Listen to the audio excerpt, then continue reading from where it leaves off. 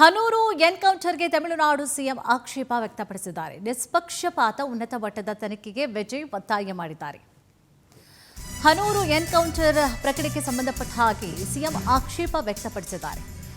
ನಿಷ್ಪಕ್ಷಪಾತ ಉನ್ನತ ಮಟ್ಟದ ತನಿಖೆಗೆ ತಮಿಳುನಾಡು ಸಿಎಂ ವಿಜಯ್ ಒತ್ತಾಯ ಮಾಡಿದ್ದಾರೆ. ಕರ್ನಾಟಕ ಅರಣ್ಯ ಇಲಾಖೆ ವಿವರಣೆ ಸ್ವೀಕಾರ ಅರ್ಹವಲ್ಲ. ಮೃತ ಮೂವರು ತಮಿಳು ಸಮುದಾಯಕ್ಕೆ ಸೇರಿದವರು. ಅವರ ಸಾವು ಹೃದಯ ವಿದ್ರಾವಕ ಘಟನೆ ಅಂತ ಹೇಳಿ ವಿಜಯ್ ಮಾತನಾಡಿದ್ದಾರೆ. ಮೃತರ ಕುಟುಂಬಗಳಿಗೆ ಅಗತ್ಯ ಇರುವಂತಹ ಎಲ್ಲ ನೆರವನ್ನ ನೀಡಬೇಕು. ಕರ್ನಾಟಕ ಸರ್ಕಾರಕ್ಕೆ ತಮಿಳುನಾಡು ಸಿಎಂ ವಿಜಯ್ ಒತ್ತಾಯ ಮಾಡಿದ್ದಾರೆ. ಹನೂರು ಎನ್ಕೌಂಟರ್ ವಿಚಾರಕ್ಕೆ ಸಂಬಂಧಪಟ್ಟ ಹಾಗೆ ತಮಿಳುನಾಡು ಸಿಎಂ ಆಕ್ಷೇಪ ವ್ಯಕ್ತಪಡಿಸಿದ್ದಾರೆ.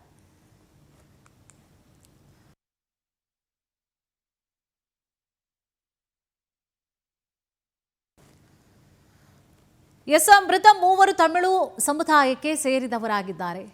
ಜೊತೆಗೆ ಈಗಾಗಲೇ ಏನು ಕುಟುಂಬಸ್ಥರ ಆಕ್ರಂದನ ಏನಿದೆ ಅವೆಲ್ಲವೂ ಕೂಡ ಗಮನಿಸ್ತಾ ಇದ್ದೀರಿ. ಈಗಾಗಲೇ ತಮಿಳುನಾಡು ಸಿಎಂ ಅವರು ಕೂಡ ಗಮನಿಸ್ತಾ ಇದ್ದಾರೆ. ಜೊತೆಗೆ ಈ ಒಂದು ವಿಚಾರಕ್ಕೆ ಆಕ್ಷೇಪವನ್ನು ಕೂಡ ತಮಿಳುನಾಡು ಸಿಎಂ ವ್ಯಕ್ತಪಡಿಸಿದ್ದಾರೆ. ನಿಷ್ಪಕ್ಷಪಾತವಾದಂಥ ಉನ್ನತ ಮಟ್ಟದ ತನಿಖೆಗೆ ವಿಜಯ್ ಅವರು ಕೂಡ ಒತ್ತಾಯ ಮಾಡಿದ್ದಾರೆ.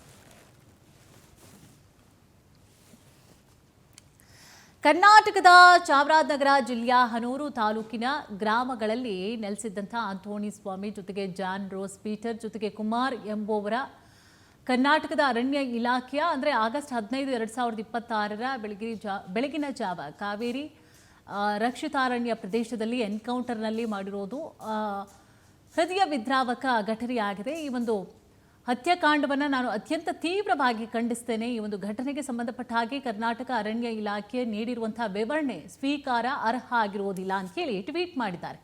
ನಿಷ್ಪಕ್ಷಪಾತವಾದಂತಹ ತನಿಖೆ ಅಗತ್ಯ ಇದೆ ಈ ಸಂಬಂಧವಾಗಿ. ಉನ್ನತ ಮಟ್ಟದ ತನಿಖೆಯನ್ನು ಮಾಡಿ ಅಥವಾ ಒಂದು ಸಮಿತಿಯನ್ನು ಕೂಡ ರಚನೆ ಮಾಡಿ ಇದಕ್ಕೆ ನ್ಯಾಯವನ್ನು ದೊರಕಿಸಿಕೊಡ್ಬೇಕು ಅನ್ನುವಂತಹ ಟ್ವೀಟ್ ಅನ್ನು ಕೂಡ ತಮಿಳುನಾಡು ಸಿಎಂ ವಿಜಯ್ ಅವರು ಮಾಡಿದ್ದಾರೆ.